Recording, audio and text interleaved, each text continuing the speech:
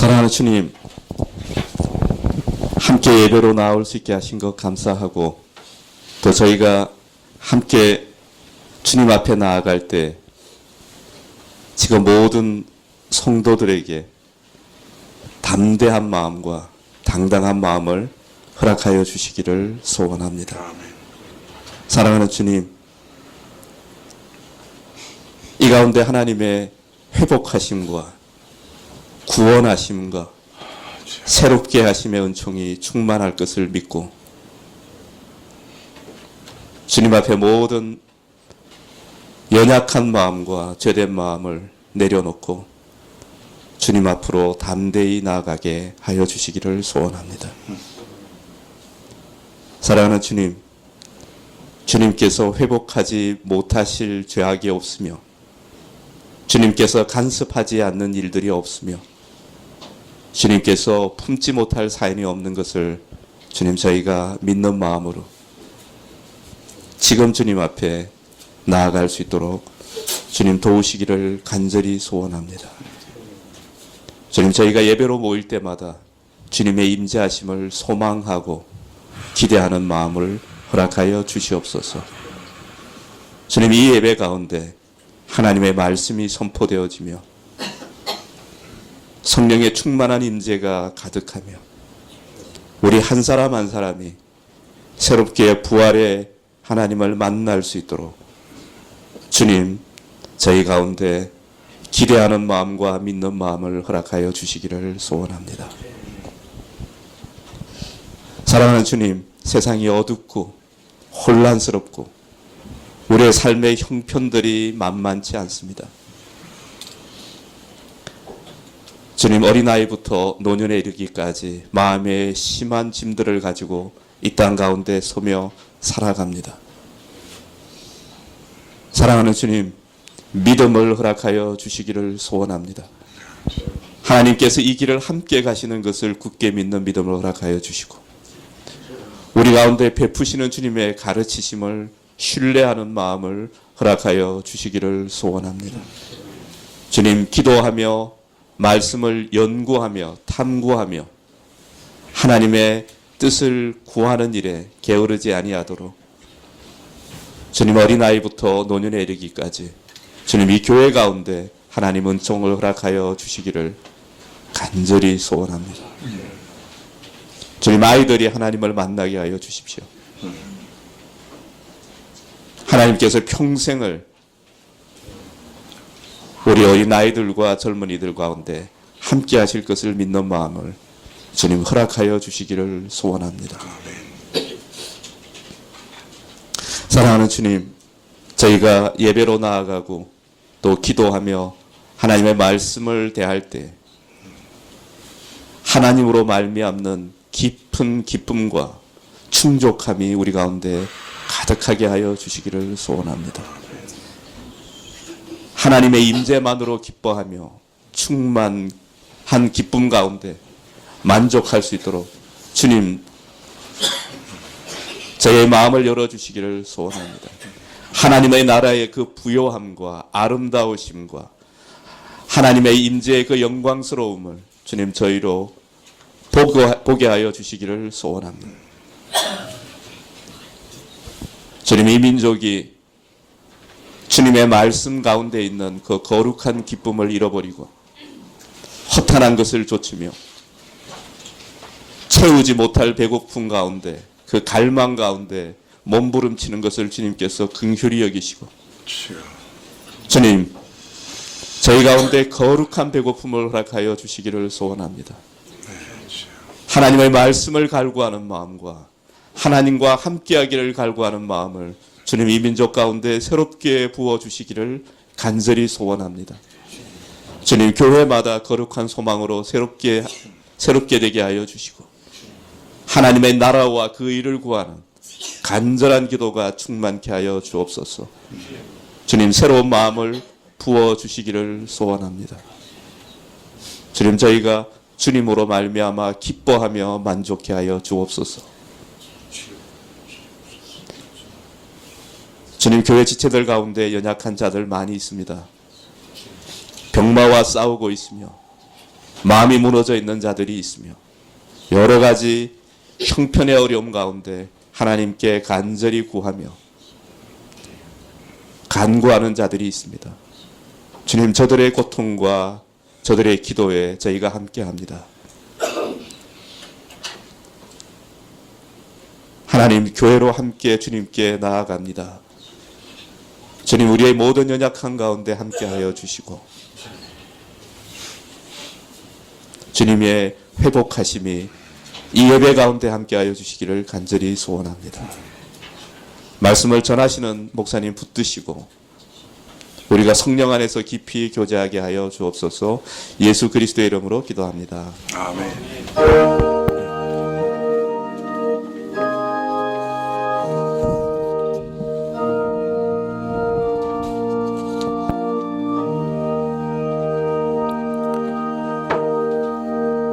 예, 성경 말씀은 디도서 1장 1절부터 3절까지 말씀입니다. 디도서 1장 1절부터 3절까지 말씀입니다.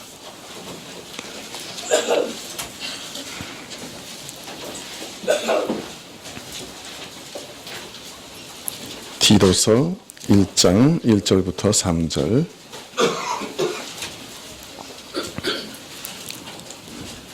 네, 찾으신 줄 알고 봉독해 드리겠습니다.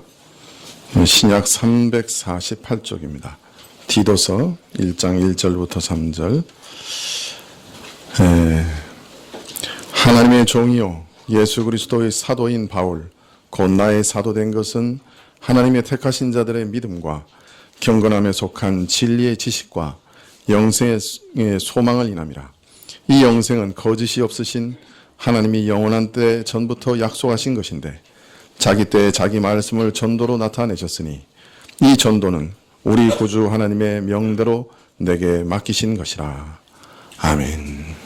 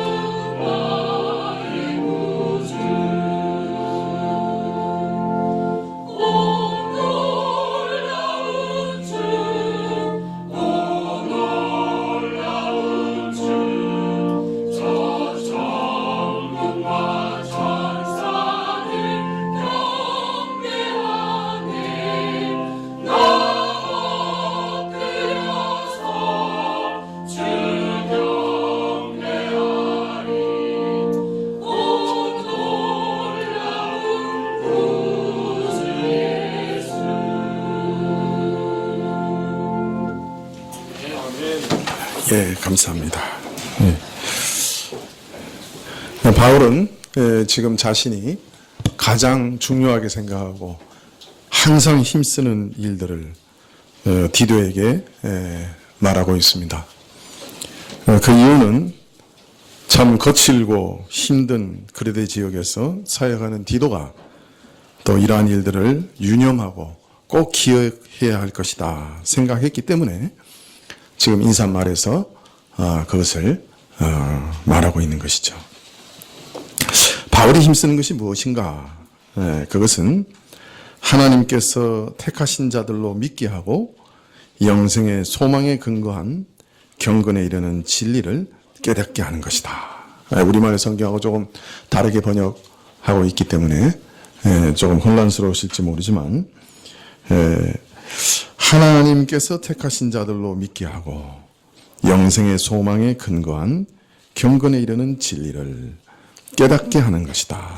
이것이 바울이 항상 생각하고 힘썼던 일이다. 사실 이 일을 위해 바울은 사도가 되었다. 이 일은 사도의 사역의 목적이었다. 그렇게 말하고 계신 것이죠. 그럼 왜 이 일을 이렇게 힘썼는가? 그것은 바로 택하신 자들의 믿음과 영생의 소망에 근거한 경건에 이르는 진리를 깨닫는 것이 구원을 얻는 참 믿음의 특징들이기 때문이었습니다. 그래서 우리는 디도서에서 기록된 바울 사도의 인사말을 통해서 지금 구원에 이르는 참 믿음의 특징들을 다시 한번 살펴보려고 하는 것이죠. 우리 그래서 첫째 시간에는 택하신 자들의 믿음에 대해서, 지난 시간에는 진리를 깨닫는 일에 대해서 말씀드렸습니다. 첫 시간에는 구원 얻는 믿음은 하나님의 선물이다 이렇게 말씀을 드렸고요. 지난 시간에는 이런 믿음은 진리를 깨닫는 것으로 온다 그렇게 말씀드렸습니다. 그냥 지식을, 진리를 배워 아는 정도에서 그치는 것이 아니고 그 진리를 깨달아야만 된다 하고 말씀드렸는데요. 오늘은 우리가 깨달아야 하는 그 진리의 내용은 무엇이냐 하는 것에 대해서 좀 말씀을 드리려고 합니다. 진리는 여러 것이 있는 것이 아니에요. 사실은 진리는 하나님 자신이 진리. 그런데 그 하나님에 대해서 우리는 어떤 내용을 참으로 알아야 되는가 하는 것에 대해서 말씀을 드리려고 하는 것이죠. 지난 시간에 구원 얻는 믿음은 참된 진리에 대한 깨달음을 토대로 예수님 그분께, 그 예수님이라는 인격 그분께 자신을 맡기는 것이다. 자신을 온전히 의탁하는 것이다. 이렇게 말씀을 드렸는데요. 그 진리의 내용은 무엇이냐? 그것에 대해서 말씀드리려고 합니다. 초대교회에서는 그 진리의 내용을 가장 간략하게 요약해서 신앙 고백으로 고백했어요. 그래서 지금까지도 우리가 그걸 고백하고 있습니다. 그걸 뭐라고 부르죠? 사도신경이라 이제 그렇게 말합니다. 이 사도신경 안에는 우리가 믿어야 할 진리의 내용이 거기 다 요약돼 있는 것이죠. 그런데 성경에 보면 이 사도신경이 사실은 이제 초대교회 그 신앙의 고백인데 이 사도신경보다 더 먼저 신앙을 고백하는 장면이 나옵니다. 우리는 이 말씀에서 성경에서 고백하는 이 최초의 장면에서 우리가 고백해야 되는 가장 중요하고 또 어떤 면에서 가장 최소한의 신앙의 내용을 발견하게 됩니다. 그래서 우리가 한번 그 최초의 신앙 고백 장면을 한번 보려고 하는데요. 마태복음 16장에 한번 가보시면 좋겠습니다.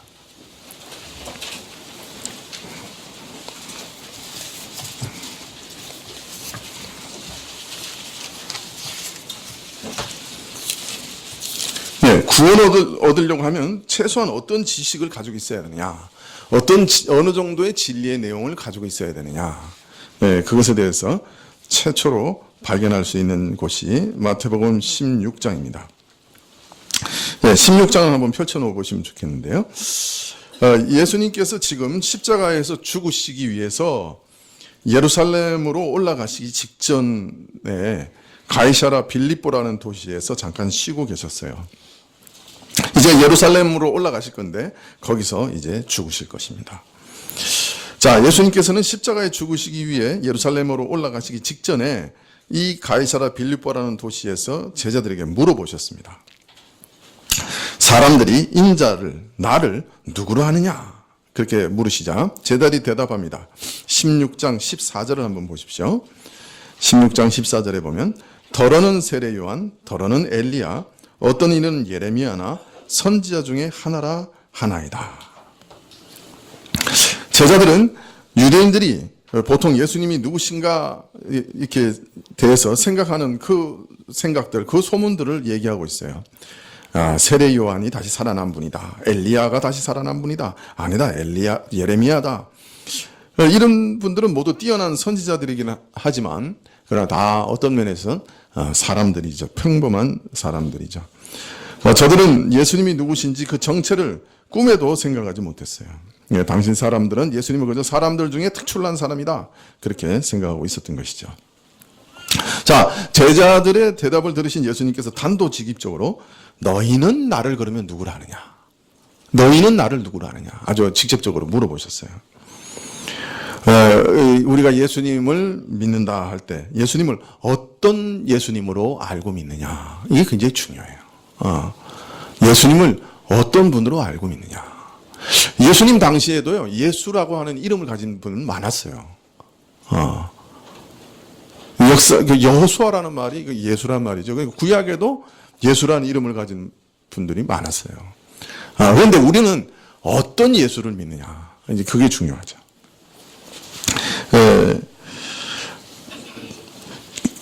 예수님께서 너희는 나를 누구라고 하느냐? 하고 물으시니까 베드로가 대답합니다. 예수님께서 그 대답을 친히 인정하시죠. 그래서 예수님이 인정하시는 신앙 고백이 뭐냐? 마태복음 16장 16절에 나옵니다. 애우기도 좋아요. 마태복음 16장 16절. 그러니까 우리가 구원을 얻으려고 하면 최소한 이 정도의 지식을 갖고 있어야 돼요. 이것에 대한 깨달음이 있어야 돼요. 그래서 구원을 얻기 위한 최소한의 내용이 뭐냐? 진리의 내용이 뭐냐? 마태복음 16장 16절에 있습니다. 외우기 쉽죠?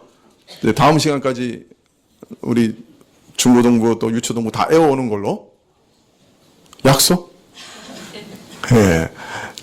자, 마태복음 16장 16절 한번 같이 읽어볼까요? 시작.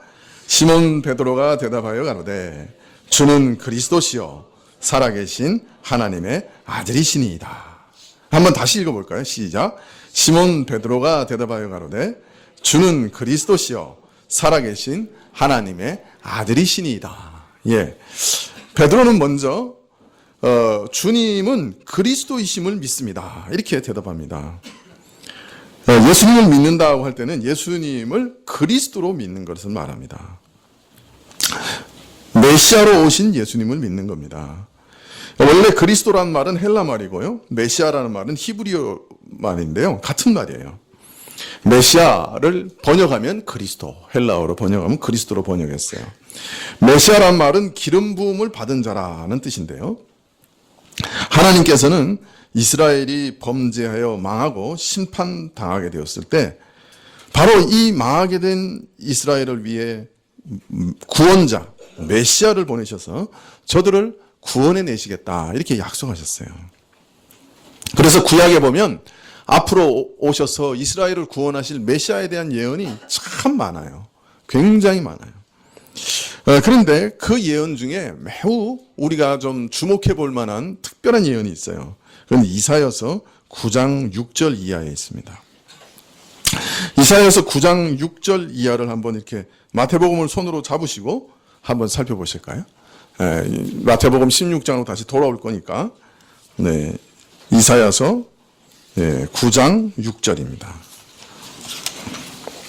이사야는 구약 성경 중에 거의 한가운데 있죠. 성경 중에도 거의 한가운데 가깝죠. 이사야서 9장 6절. 구약 976쪽에 있습니다. 이사야서 9장 6절부터 7절까지 우리 한번 또 같이 읽어보실까요? 시작. 이는 한 아기가 우리에게 낳고 한 아들을 우리에게 주신 바 되었는데 그 어깨에는 정사를 메었고 그 이름은 기묘자라 모사라 전능하신 하나님이라 영존하시는 아버지라 평강의 왕이라 할 것임이라. 그 정사와 평강의 더함이 무궁하며 또 다윗의 위에 앉아서 그 나라를 굳게 세우고 자금 이후 영원토록 공평과 정의로 그것을 보존하실 것이라. 만군의 여호와의 열심히 이를 이루시리라. 이렇게 얘기하고 있습니다. 앞으로 오실 메시아에 대해서 예언하고 있는데요. 이렇게 예언하고 있어요. 장차 한 아기가 우리에게 나실 것이다. 그런데 저는 다윗의 위에 앉아서 영원토록 다스리실 메시아다. 이 메시아는 어떤 분이시냐? 이 메시아의 높은 신분에 대해서 밝히시되 6절에 이 아기의 어깨에는 정사를 메었고 즉 통치자가 될 것이란 말이죠.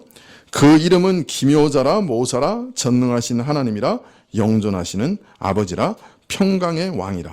이렇게 말하고 있습니다. 그런데 여기 보면 기묘자라 모사라 하는 말은 이렇게 붙여서 읽는 것이 더 좋아요. 기묘한 모사, wonderful counselor 이렇게 할 수 있겠죠. 아주 뛰어난 보혜사, 우리를 돕는 분, 뭐 이렇게 이해할 수도 있겠어요. 자, 그 다음에 말이 그 이름은 기묘자라 모사라. 그 다음에 전능하신 하나님이라. 이름은 뭘 나타내는 거죠? 그 대상의 본질을 나타내는 거죠. 그러니까 한 아기가 오시는데 그분의 본질이 뭐냐? 그 참 놀라운 말을 해요. 전능하신 하나님이라고 그래요. 아기가 오는데 그분이 하나님이라고 해요. 그 다음에 영존하시는 아버지라. 이렇게 얘기를 해요. 그렇게 예언하고 있어요. 그리고 평강의 왕이라. 즉, 한 아기가 오시는데 그분은 하나님이라고 알리고 계시는 거예요. 앞으로 태어날 이 아기는 놀랍게도 참 하나님이신 분이시고, 그런데 사람으로 태어나신, 아기로 태어나시는, 그래서 참 사람이 되시는 분이다. 이렇게 알리고 있는 것이죠. 우리가 보통 성육신이라고 말하는 그 사실을 미리 이렇게 예언하고 있는 것이죠. 메시아는 어떤 분이시냐? 우리를 구원하시는 구원자는 어떤 분이시냐? 그 본질이 한 아기로 오실 분인데 그러나 전능하신 하나님이고 영존하시는 아버지시다. 이렇게 말하고 있는 것이에요. 오늘 베드로가 주는 그리스도시요 살아계신 하나님의 아들입니다 라고 고백하고 있는 이 고백은 바로 이것을 고백하고 있는 것이에요. 주는 참 사람이시고 참 하나님이신 우리의 구원자 메시아이십니다 라고 고백하고 있는 것입니다. 예수님을 믿는다고 하는 것은 바로 이렇게 믿는 것을 가리키는 것이에요. 이런 믿음을 가리키는 거예요. 예수님을 어떤 분은 대단한 그 윤리 선생으로 이해하는 분도 계세요. 우리가 산상수훈을 읽어보면 정말 너무나 놀라운 윤리를 우리에게 가르치시잖아요. 세상에 그런 윤리를 우리에게 가르치시는 분이 없죠. 우리 양심도 상상할 수 없는 그 양심을 뛰어넘는 놀라운 계명을 우리에게 알려주고 계시죠. 그래서 사람들은 생각하기를 예수님은 정말 훌륭한 도덕 선생님이시다 이렇게 생각하는 분도 있어요. 또 어떤 분들은 예수님은 우리가 어떻게 살아야 하는가를 정말 보여주시는 참된 선생이시다 이렇게 생각하는 분들도 있어요. 국가가 어떻게 치리돼야 되고 사회는 어떤 모양으로 나가야 되고 우리 인간의 관계는 어떻게 되는가 하는 것을 가르치고 몸소 보여주신 훌륭한 선생님이시다 이렇게 또 이해하는 분들도 있어요. 뭐 그런 거 다 떠나서 예수님은 내가 어려울 때 의지할 수 있는 분이다. 예수님은 나를 위로해 주시는 분이다. 예수님은 내 친구다. 이렇게 생각하는 분들도 있어요. 내가 당하는 모든 어려움을 그분께 고백하면 난관을 해결해 주신다. 그분은 내게 기적을 베풀어 주신다. 뭐 이렇게 믿고 있는 분도 있어요. 물론 예수님을 처음 믿는 사람들에게 이런 믿음을 허락하시고 또 그런 것은 참 아름다운 일이지만 그러나 예수님께서 이런 분이시다. 나를 위해 행하시고 기적을 일으키시고 나를 위로하시는 분이시다. 이런 정도의 믿음은 매우 지엽적인 것이고 본줄기가 아니에요. 예수님을 믿는다고 할 때는 그 정도를 뜻하는 것이 아니에요. 네, 예수님이 참 하나님이신 성자시요 하나님의 아들이신데 참 사람이 되셔서 우리를 죄에서 구원하시고 그를 믿고 의지하는 자를 죽음의 저주에서 영생으로 옮기시는 메시아시다 하는 사실을 믿는 것을 뜻하는 것이에요. 이런 은혜를 베푸시는 분으로 예수님을 꼭 붙드는 거예요. 그리고 그 예수님께 나를 맡기는 거예요. 그래서 내가 믿는 예수님은 천지를 지으신 하나님의 아들이시고 인간으로 오셨고 그런데 그가 나를 구원하시는 그리스도 메시아시다. 이렇게 믿어야 되는 거죠. 다 그렇게 믿으시죠? 예, 이것은 뭐 아주 제일 기초예요. 제가 이 디도서 말씀드리면서 다시 한번 제일 밑바닥 기초로 돌아가서 기초를 한번 다시 생각해 보자. 그렇게 말씀을 드렸어요. 아마 여기서 그거 모르시는 분들은 거의 없을 거예요. 예, 그래서 여러분이 전도할 때도 이 두 가지는 설명을 해 주셔야 돼요. 예수님은 누구시냐? 그리스도시요? 하나님의 아들이시다. 이것이 아주 최소한의 지식이에요. 그래서 구원 얻는 가장 최소한의 지식이 뭐냐 할 때 그렇게 고백해야만 되는 것이죠. 자, 예수님께서는 이런 복된 믿음을 베드로가 어떻게 가지게 되었는가 하는 것을 바로 말씀하세요. 17절에 예수께서 대답하여 가라사대 바요나 시몬아 내가 복이 있도다. 이를 내게 알게 한 이는 혈육이 아니요 하늘에 계신 내 아버지시니라. 베드로는 예수님의 부르심을 받고 예수님을 쫓아다니면서 예수님의 많은 말씀을 듣고 배웠어요. 또 예수님이 행하시는 수많은 표적을 곁에서 보면서 아마 계속해서 마음속에서 이런 질문이 떠올랐을 거예요. 이분은 도대체 누구실까? 이분은 누구신데 말씀 한마디로 파도를 잠잠케 하시고 바람을 잠잠케 하실까? 이분은 누구실 때 죽은 자를 말씀 한마디로 불러내실까? 어떻게 다시 살리실 수 있을까?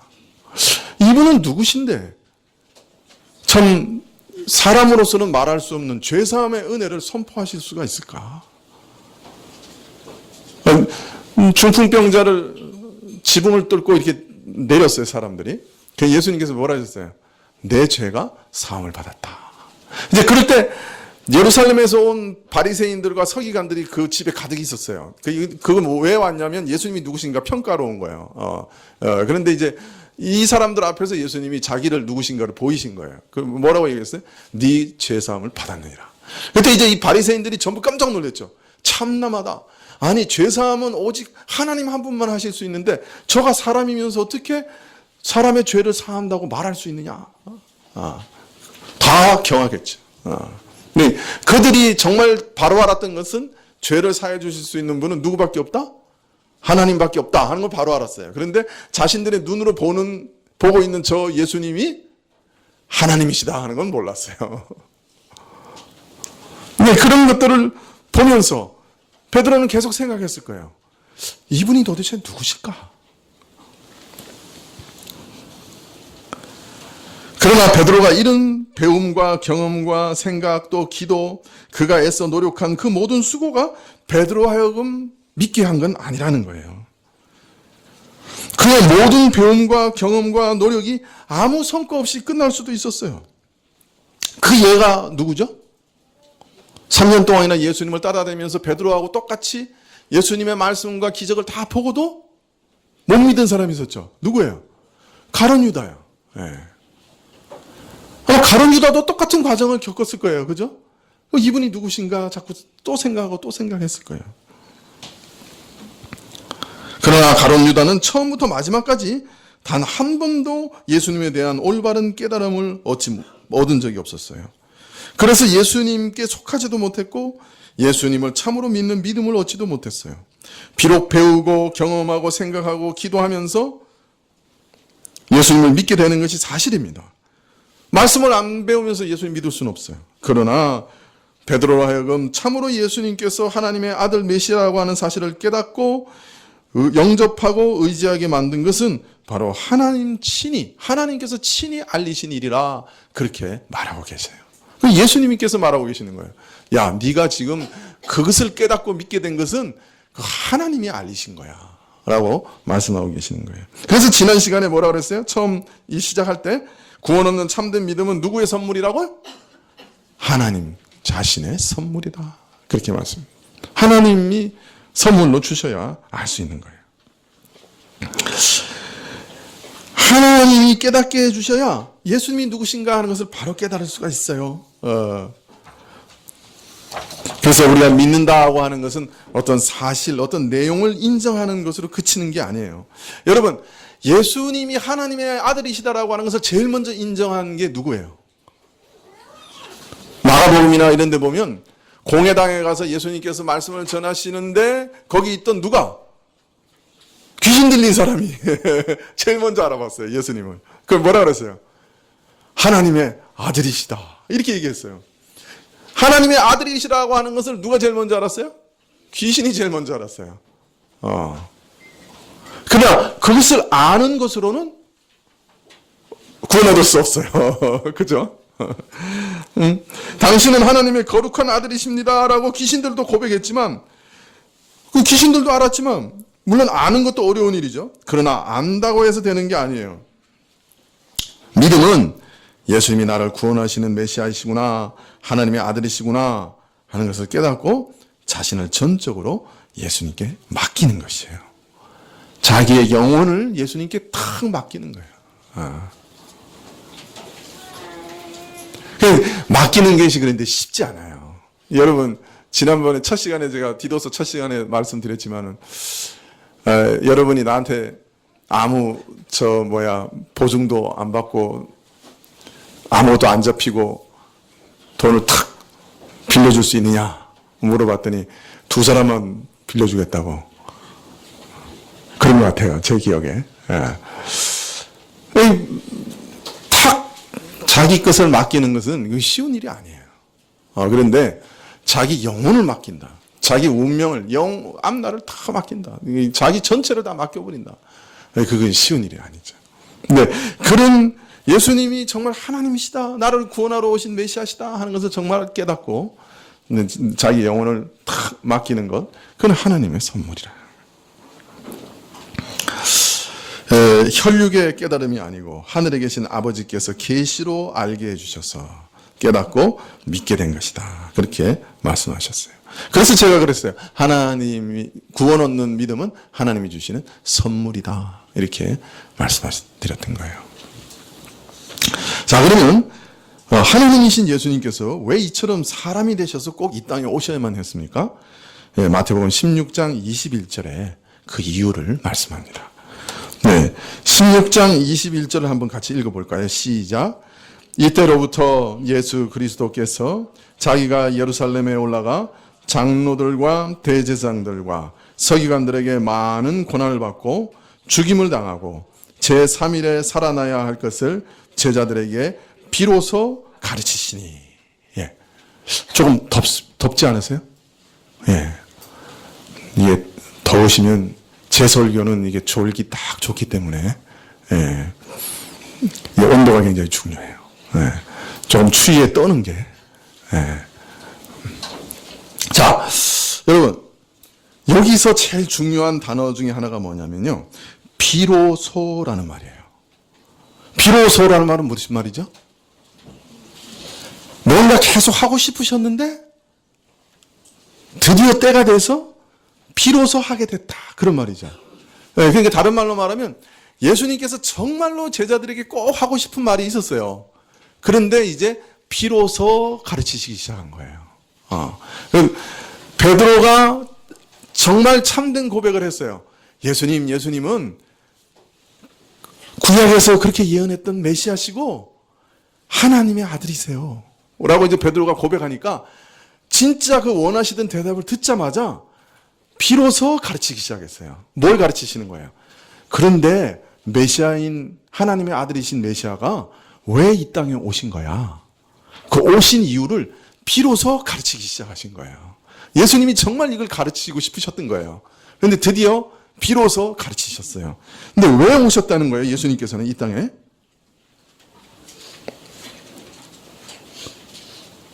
왜 오셨어요? 예루살렘에 올라가셔서 많은 고난을 받으시고 그 다음에 어떻게 하신다고요? 죽으신대. 다른 말로 하면 예수님은 왜 오셨어요? 죽으시러 오셨다는 거예요. 아, 이게 참 놀랍죠. 세상에요, 사람들은 다 이 땅에 오면 살러 왔지 죽으러 오지 않아요. 근데 예수님만은 어떤 면에서 오신 이유가 죽으러 오신 거예요. 오늘 그렇게 얘기하고 계세요. 비로소 말씀하셨어요. 비밀을 말씀하고 싶으셨어요. 그냥 정말 비밀을 말씀하고 싶었어요. 그래서 비로소 드디어 베드로의 고백을 듣자마자 비밀을 말씀하시고 계세요. 내가 왜 왔는지 아느냐? 나는 죽으러 왔다. 예루살렘에서 많은 고난을 받고 십자가에서 죽으러 왔다. 그렇게 얘기하고 계시는 거예요. 아이고, 예수님께서 왜 죽으러 오셨을까요? 왜 예수님은 죽으셔야 했을까요? 네, 그것은요, 사실은 하나님 앞에 큰 난제가 하나 있었기 때문에 그래요. 하나님은 범죄한 우리하고 다시 화목하고 싶으셨어요. 범죄한 우리와 다시 하나 되고 싶으셨어요. 범죄한 우리를 다시 아들, 딸로 삼고 싶으셨어요. 그런데 한 가지 중요한 난제가 있었어요. 그건 뭐냐면 하나님의 성품이에요. 하나님의 성품은 영원 불변하시기 때문에 절대로 변하지 않아요. 하나님의 성품은 바꿔지지 않아요. 하나님은 자기 자신을 부인하실 수가 없어요. 근데 하나님은 어떤 분이에요? 거룩한 분이고 의로운 분이에요. 그래서 의롭기 때문에 죄 짓고 범죄한 자들은 반드시 형벌받아야 된다고 하나님의 성품은 요구하세요. 그래서 우리가 하나님 그냥 잘못했어요. 그러면 하나님이 그냥 그래 내가 용서해 줄게. 그렇게 하실 수가 없는 분이에요. 하나님은 의로운 분이에요. 하나님은 거룩한 분이에요. 죄를 용납하실 수 없고 죄 지은 자를 그대로 용서하실 수가 없어요. 의롭기 때문에. 여러분, 국가의 법도 마찬가지예요. 어떤 사람이 살인을 했어요. 살인한 다음에 국가에 가서 이렇게 얘기해요. 내가 지금 뉘우칩니다. 미안합니다. 용서하십시오. 그러면 국가가 뭐라 그래요? 그래, 잘 고백했다. 그렇지만 국가의 법을 어겼으니 그 엄정한 심판은 받아야 되겠다. 용서는 하되 심판은 받아야 되겠다. 그래서 사형장으로 끌려가요. 어떤 사람이요, 살인을 한 다음에 도망갔어요. 그래가지고 어느 동네에 가서 정말 착하게 살았어요. 온 동네에 소문났어요. 착하다고. 그래서 거기서 결혼도 하고 자식도 낳고 행복하게 살았어요. 근데 어느 날 검은 집차 몇 대가 딱 오더니 시커먼 잠바 입은 사람들이 우르르 내리더니 그 사람을 탁 체포했어요. 그러면서 얘기했어요. 너 언제 어느 동네에서 살인했지? 이 사람이 막 고함치기 시작했어요. 동네 사람들아, 나를 좀 살려주라. 동네 사람들아, 나 좀 증언해주라. 내가 얼마나 착하게 살았는지, 내가 얼마나 참 가정을 잘 이루고 모범적으로 살았는지 좀 증언해주라. 그가 살인 이후에 아무리 착하게 살았다고 해도 살인죄를 면할 수 있습니까? 없습니까? 없습니다. 재판장이 갑니까? 안 갑니까? 갑니다. 나라의 법도 공의를 세울 때 일어커늘 천지를 지으신 하나님의 법을 어겼는데 재판 없이 그냥 용서해 줄 수 없는 거예요. 심판 없이 그냥 용서가 안 되는 거예요. 그게 하나님의 성품이에요. 자, 그런데 하나님은 정말 우리를 사랑하셔서 우리를 용서하고 싶으셨어요. 하나님의 마음에 난제가 일어났어요. 하나님의 성품은, 공의로운 성품은 우리의 심판과 영벌을 요구해요. 하나님의 사랑은 우리를 구원하고 용서하기를 요구해요. 그 난제를 해결하신 분이 누구예요? 예수님이세요. 예수님이세요. 제가 여러 번 얘기했는데 똑같은 얘기를 여러 번 해야 되는 것은 여러분이 오래 기억하시기 위해서예요. 또 똑같은 얘기를 해요. 중국에 어떤 교장 선생님이 계셨어요. 아이들이 축구를 좋아해서 축구를 하다가 매일 유리창을 깨는 거예요. 학교 유리창을. 그래서 법을 정하셨어요. 앞으로 유리창 깨진 것 값을 갚지 않는 자는 학교에 절대로 다시 올 수 없다. 유리창 값을 갚아야 학교에 나올 수 있다. 이렇게 법을 엄하게 정해서 탁 선포했어요. 근데 어느 날 가보니 와장창 쨍그랑 소리가 나서 쫓아가 봤더니 그냥 유리창이 깨진 게 아니라 학교에 들어오는 그 교실 정문에 제일 큰 유리창이 다 깨진 거예요. 그래서 이제 유리창 깬 범인을 잡고 보니까 이거 웬걸. 자기가 제일 사랑하는 학생이요. 근데 또 이 학생은 너무 가난해가지고 유리창 값을 지불할 능력이 없어. 어떻게 하면 되겠어요? 학교 법은 지켜야 돼. 유리창 값을 깬 사람은 값을 지불해야 된다. 그런데 그 범인을 찾고 보니 제일 가난하고 제일 사랑하는 사람이야. 어떻게 해야 법도 안 어기고 학생도 구제할 수 있어요? 어떻게 해야 돼요? 네? 교장 선생님이 대신 내주는 수밖에 없죠. 그죠? 교장 선생님이 그 깨진 값을 대신 지불하는 수밖에 없어요. 우리가 지불해야 할 죄값을 하나님이 대신 지불하셨어요. 자신이 법을 정하셨어요. 죄 지은 자는 죄의 싹은 영원한 사망이다. 죄의 싹은 죽음이다. 그런데 자기가 사랑하는 자들이, 우리 인생들이 범죄했어요. 다 죽게 생겼어요. 하나님, 공의는 심판을 요구하세요. 하나님의 사랑은 용서를 요구하세요. 하나님께서 그때 마련하신 방법은 뭐예요? 자신이 대신 죄값을 지불하시는 거예요. 그 교장 선생님과 마찬가지로 자기가 대신 지불하시는 거예요. 그래서 자신의 공의도, 자신의 계명도, 자신의 율법도 만족시키시고 자신의 사랑도, 긍휼도, 인자도 만족시키셨어요. 그게 예수님이세요. 그래서 예수님은 하나님은 자신의 아들을 사람의 모양으로 이 땅에 보내셨어요. 그리고 모든 사람을 대신해서 죽이셨어요. 모든 사람들이 지옥에서 받아야 할 형벌을 예수님이 십자가에서 다 쏟아 부으셨어요. 그래서 예수님이 하나님 왜 나를 버리시나이까 하고 외마디 고함을 지르셨어요. 진짜 버리셨어요. 지옥에 던지시는 것처럼 완전히 끊어내셨어요. 모든 죄인에게 심판하시는 같은 심판을 하나님 자신의 자녀에게 예수님께 쏟아 부으셨어요. 그래서 십자가에서 우리 모든 죄인이 지옥에서 받아야 할 형벌을 예수님 다 받으셨어요. 그래서 말하기를 선지서에서 이렇게 얘기해요. 하나님의 공의와 하나님의 자비가 키스했다. 입 맞추었다. 어디서? 예수님의 십자가에서. 그게 아주 달콤한 방의 그 묘사죠. 그죠? 하나님의 공의와 하나님의 사랑이 입 맞추었다. 어디서? 십자가에서. 그렇게 말씀하고 있는 것이에요. 자, 그런데 하나님이 대신 손해를 보시기 위해서 자기 아들을 죽이셨는데요. 아들은 그러나 또 하나님을 만족시키기 위해서 하셨을 뿐 아니라 또한 사람으로서 오셔야만 또 하나님을 만족시킬 수가 있었어요. 하나님은 자신의 아들을 우리 대신하여 죄값을 지불하시기 위해서, 대신 죽게 하시기 위해서 사람이 되게 하셨어요. 근데 동시에 사람을 대신하기 위해서 사람이 되셨어요. 이건 무슨 말이냐? 사람은 사람만이 대신할 수 있어요. 무슨 말인지 이해가 되시지 모르겠는데, 여러분, 소 10,000마리하고 사람 하나하고 바꿀 수 있을까요, 없을까요? 요새 사람들은 소 2마리면 한 사람하고 바꾸려고 그럴 거예요. 아니, 1마리, 아니, 반마리라도. 그러나, 원래는요, 사람은 생명의 질이 너무 고귀하기 때문에 소를 아무리 잡아도 사람하고 바꿀 수 없어요. 예, 그래서 이 세상에 있는 모든 소하고 한 사람하고 바꾸려고 해도 못 바꿔요. 생명의 질이 차이가 있기 때문에. 그래서 사람을 대신해서 죽으려면 반드시 사람이 죽어야 되는 거예요. 그죠? 근데 문제는 한 사람이 대신해서 죽을 수 있는 사람은 몇 사람일까요?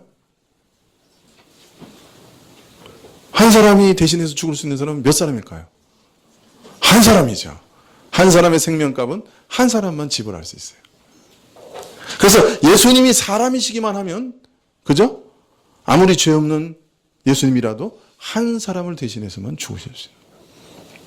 근데 예수님은 사람이시기 때문에 사람을 대신해서 죽으실 수 있지만, 예수님은 동시에 하나님이시기 때문에 모든 죄인을 위해서 죽으실 수가 있는 거예요. 그래서 여기 예수님은 그리스도시요, 우리를 위해 대신 죽으시는 메시아시요, 하나님의 아들이십니다 하는 고백이 정말 중요한 거예요. 만약 예수님이 사람이시기만 하면 우리는 소망이 없어요. 우리는 구원받을 수 없어요. 예수님이 하나님이시기만 하셔도 우리는 구원받을 수 없어요. 소망이 없어요. 예수님은 사람이시기 때문에 사람을 대신해서 죽으실 수 있었어요. 죽으실 수 있었어요. 그런데 그는 사람이실 뿐만 아니라 하나님이시기 때문에 모든 사람을 대신해서 죽으실 수 있어요. 이해되시죠? 네. 그래서 성경에서 하나님의 외아들, 독생자, 하나님의 아들, 하나님, 이것을 그렇게 강조하는 이유가 거기 있는 거예요. 하나님이 손해보셔야만 하나님의 공의가 만족될 수 있었어요. 하나님이셔야만 모든 사람, 모든 죄인을 위해 죽으실 수 있었어요. 무슨 말인지 이해되시죠? 하나님이 아니시면 세상의 공의가 다 어그러져요. 하나님이 아시는 어떤 피조물을 대신 만드시고 죄 없는 자를 만들어 놓으시고 네가 대신 죽으라 그러면 어떤 사람이 다른 사람을 위해 죽을 수는 있겠지만 그 사람은 억울하게 돼요. 그 무슨 이유로 죽어야 되는 거예요? 그죠? 그래서 또 공의가 어그러져요. 그렇지만 하나님 자신이 손해보셨어요. 그래서 법이 어그러지지 않게 하신 거예요. 공의가 무너지지 않게 하신 거예요. 그와 동시에 사람으로 오셔서 사람을 위해 죽으시는 동시에 하나님이시기 때문에 또 모든 사람이 구원을 얻는 거예요. 그래서 예수님은 100% 사람이시고 100% 하나님이세요. 이게 우리 머리로는 잘 안 믿어져요. 신비잖아요. 이런 큰 신비가 어디 있어요? 근데 이런 놀라운 일이 어디 있어요? 천지를 지으신 하나님이 우리를 사랑하셔서 정말 벌레 같은 우리를 사랑하셔서 그 사람의 몸을 입으셨다는 거예요. 예수님께서 이제 부활하시고 승천하신 이후에 육신을 벗으시는 게 아니고 그냥 입고 계세요. 그 옷을 그냥 입고 계세요. 얼마나 놀라워요.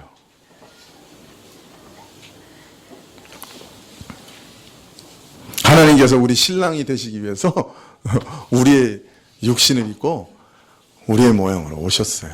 우리를 사랑하시기 때문에.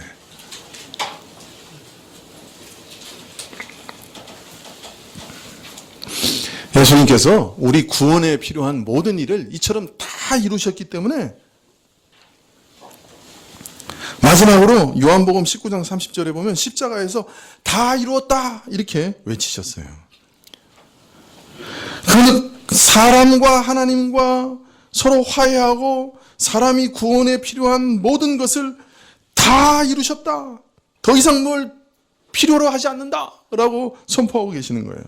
자, 그러면 우리는 이제 어떻게 해야 돼요? 많은 사람들이 예수님께서는 우리가 어떻게 살아야 하는지 훌륭한 모범을 보이시기에 오셨다 이렇게 생각하기도 하고, 또 우리는 그 모범을 따라 살면 구원에 이를 수 있다 이렇게 생각하고, 많은 선한 행동을 하면 하나님이 감동을 받아서 우리에게 호의를 가지시고 우리를 구원하실 것이라고 생각하고 상상하고, 그러나 우리 행동으로 하나님 만족시킬 수 없어요. 그럴 수 있다면 예수님 보내시지도 않았어요. 그냥 모세가 가르쳐준 하나님의 계명 가지고 충분했어요.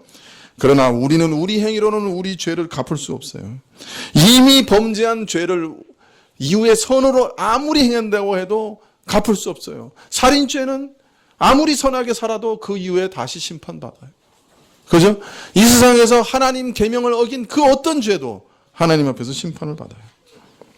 영원한 심판을 받아요. 영원한 영광 가운데 선포되었기 때문에 영원한 죄값을 지불해요. 하나님의 공의를 만족시켜드릴 수 없어요.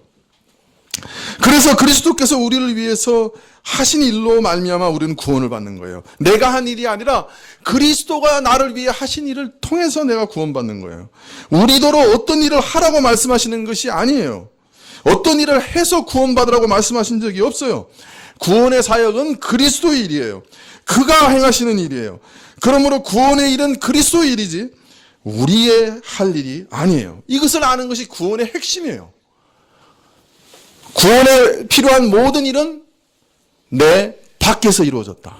이게 구원의 핵심이에요. 내 안에 어떤 것으로도 구원을 받는 것이 아니에요. 믿으십니까? 네. 허더슨 테일러라고 중국의 아주 유명한 선교사가 있어요. 근데 이분이 하나님 앞에서 구원을 얻으려고 하나님의 계명을 지켜야 되겠다 생각했어요. 그래서 2년간 열심히 계명을 지켰는데 2년 후에 완전히 절망했어요. 왜냐하면 점점 더 계명을 잘 지키는 게 아니라 2년 동안 계명을 지키려고 열심히 노력했는데 2년 내내 후퇴하고 더 많은 죄를 짓는 것을 발견했어요. 그러니까 자기 죄가 얼마나 무거운 건가만 발견한 거예요. 그가 17살 되던 해 6월에 너무너무 고통스러워서 어떤 한적한 집에 가서 기도하고 있었어요. 그와 동시에 그 어머니도 같이 기도하고 있었어요. 내 아들의 고통을 덜어주시고 구원해달라고. 그러다가 그 기도하다가 소책자 하나를 우연히 보게 됐어요. 그래서 소책자를 읽는데 그 책에서 갑자기 예수님의 마지막 말씀을 읽게 됐어요. 예수님께서 다 이루었다 하는 말씀을 읽었어요. 그 소책자를 통해서. 허더슨 테일러가 이렇게 쓰고 있어요. 나는 생각했습니다. 그렇다면 이제 내가 해야 할 일이 무엇이지? 구원을 위해 내가 해야 할 일이 무엇이지? 주님이 다 이루셨다고 말했는데 그러면 내가 해야 할 일이 무엇이지? 내가 지금까지 나 자신을 그리스도인으로 만들려고 했던 그 모든 수고가 무슨 소용이 있지? 라고 질문하자 놀라운 일이 일어났습니다. 성령께서 내 영혼에 빛을 비추셨습니다. 즉 내게 구원을 얻기 위해 할 일이라고는 이 세상에 아무것도 없고 오직 무릎을 꿇어 이 구주 그 구원자에게 나를 맡기는 것뿐임을 그리고 그를 영원토록 찬양하는 일뿐임을 알게 하셨습니다. 그가 다 이루셨습니다. 내가 할 일은 이제 없습니다. 오직 그리스도가 나를 위해 이루신 그 일을 의뢰할 뿐입니다. 내가 만일 예수님의 죽으심으로 성취된 그 구원에 대해 무언가를 덮으실 수 있다고 상상한다면 그것만으로도 하나님을 모독하게 될 것입니다. 나는 그런 죄를 범할 수 없습니다. 다 이루셨기 때문에 거기 뭔가 더 하면 오히려 예수님께 모독이 된다고 그가 고백했습니다. 여러분, 그래서 예수님이 주시는 구원을 내가 바르게 깨닫고 이해하고 누리고 있는지 시험해보는 가장 훌륭한 방식은 우리 자신에게 질문을 던져보는 것이에요. 기독교의 구원이 절대적으로 전적으로 주 예수 그리스도의 일이라고 생각하고 있느냐, 아니면 나의 선행이나 눈물이나 애정이나 심지어 죄의 고백이나 어떤 선한 일, 가치 있는 일을 거기 덧붙여야만 구원받는다고 생각하느냐 하는 질문을 해보면 알 수 있습니다. 하나님께서 우리 구원을 위해서는 이제 다른 어느 것도 요구하지 않으신다는 것을 확실히 믿고 있는가? 그것이 관건입니다. 많은 분들이 그리스도의 역사를 불신하는 거 아닙니다. 그리스도를 믿지 않는 거 아닙니다. 전적으로 그분을 그러나 의뢰하는 것도 아닙니다. 얼마나 어리석은 일입니까? 만일 여러분이 어떤 방식으로 그리스도의 일에 무엇을 덧붙여야 한다고 생각하고 있다면 여러분이 그 속에 무엇인가를 더 조금이라도 뭔가 덧붙여야 된다고 생각하고 있다면 그것은 어리석은 것입니다. 죄악에서 죄악된 인간 존재로부터 나오는 것은 다 죄입니다. 다 썩어 문드러지고 냄새납니다. 여러분이 그것을 덧붙이려고 한다면 하나님이 마련한 그것으로 여러분이 덧붙인 것 때문에 그 더러운 것 때문에 하나님이 마련하신 영벌로 여러분은 들어갈 수밖에 없습니다.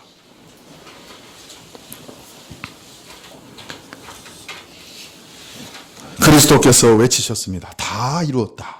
우리는 그 외침을 믿어야 합니다. 거기 절대로 무언가를 더하려고 노력해서는 안 됩니다. 구원은, 내 영혼의 구원은 내 바깥에서 이루어지는 일을 붙드는 것으로 이루어지는 겁니다. 내 안에 어떤 일을 거기 더하면 안 되는 겁니다.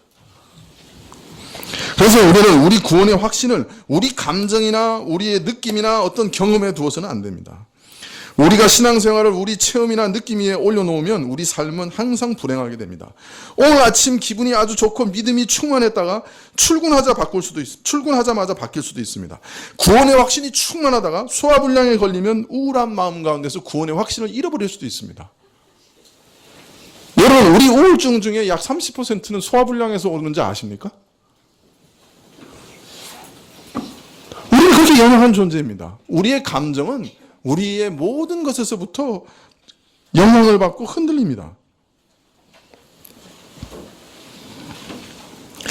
네, 저는 조금 담즙질이라서 이렇게 잘 우울해지고 잘 낙담합니다. 그래서 그 우울증에 대해서 많이 연구했는데요, 사실은. 근데 어느 날 제가 아주 소망을 발견한 것은 그거였어요. 소화불량도 우울증을 가져온다.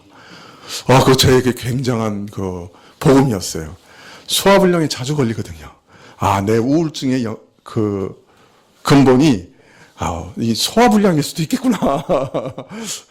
모르겠습니다. 아직도 그 비밀을 다 알 수는 없지만, 여러분, 지금 내가 무엇을 느낀다고 할지라도, 내가 어둠과 흑암 속에 떨어져 지옥 속에 있는 것 같이 느껴질지라도, 전적으로 우울감 가운데서 용기를 상실한 상황일지라도, 내 삶의 모습이 너무나 그리스도인의 모습과 동떨어져 있다고 생각되어 낙심될지라도, 마치 욥처럼 내 삶 속에서 하나님이 나를 축복하신다고 하는 어떤 증거도 찾아볼 수 없는 상황이라고 할지라도, 우리는 오직 내 밖에서 예수님께서 이루신 그 일만을 의지해야 합니다. 믿으십니까? 여러분, 여러분의 감정에 흔들리지 마세요. 여러분의 느낌에 흔들리지 마세요. 여러분이 저지르는 수없는 되돌이표하는 죄들로 인해 흔들리지 마세요. 구원은 우리 안에 있는 것과 관계없어요.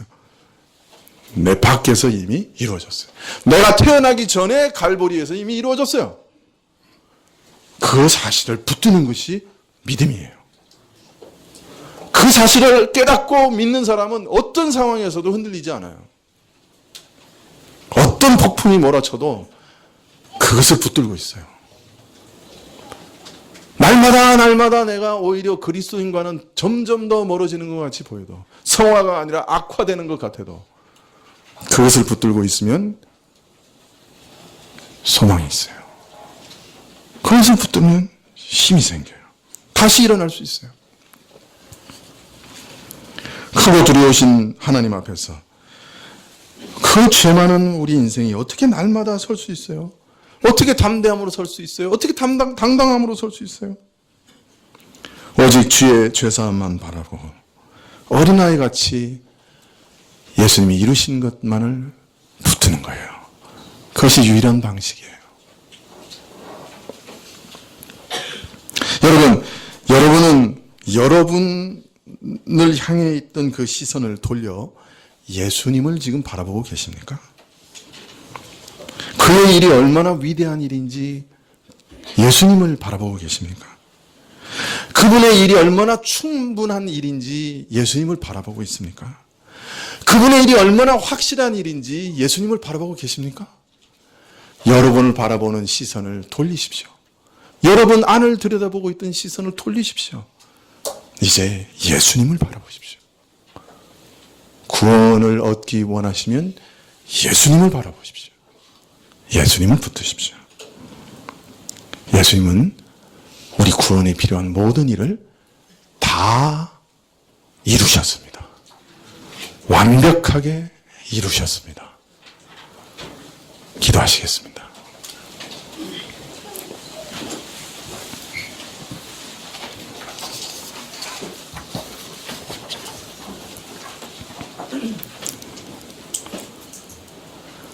세상이 모두 다 흔들리고 무너질지라도 갈보리 십자가 위에 나를 대신하신 예수님의 그 사실은, 그 은혜는 흔들리지 않을 것입니다.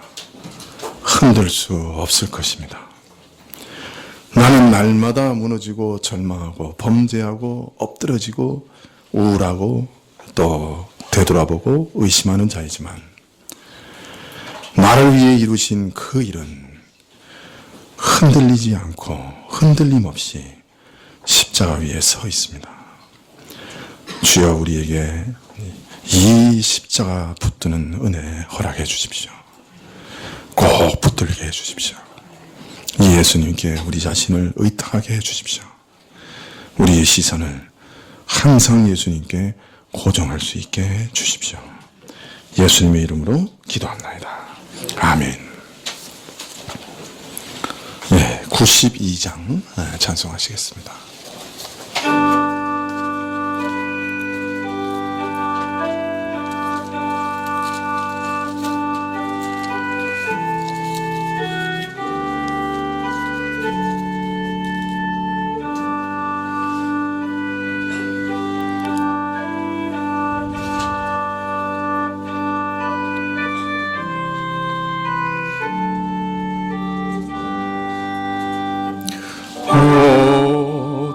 어둠의 권세에서 인생을 건지신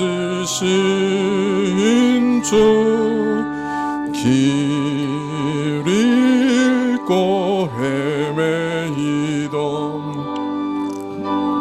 이의 빛이시라.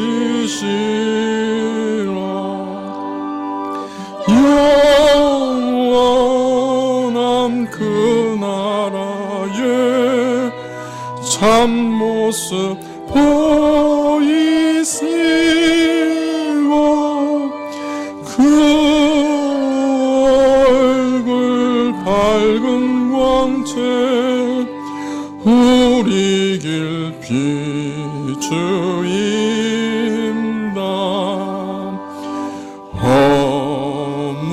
허무와 고독에서 인생을 건지신 주, 외로운 길 홀로 가는 우리의 친구시라.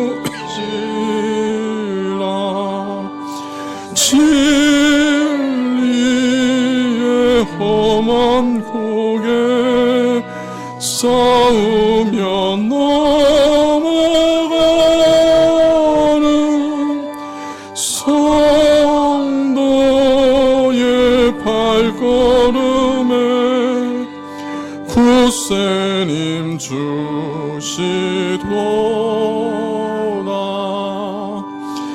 온 세상 모든 만물 지으신 영광의 주, 참 생명 주시려고 세상에 오셨도다.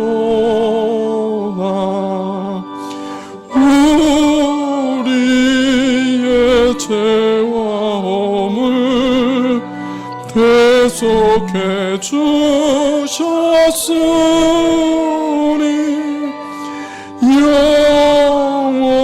영원히 찬양 드릴 우리의 주시로다.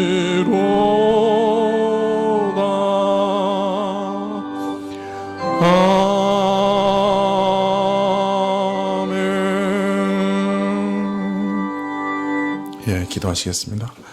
지금 우리 주 예수 그리스도의 무한하신 은혜와 하나님 아버지의 그 크신 사랑과 이 은혜와 사랑을 깨닫게 하시고 누리게 하시는 성령님의 교통하시고 역사하심이 주께서 구원에 필요한 모든 일을 다 이루신 것을 믿고 기쁨으로 머리 숙인 주의 백성들 위해 지금부터 영원까지 함께 계실지어다. 아멘.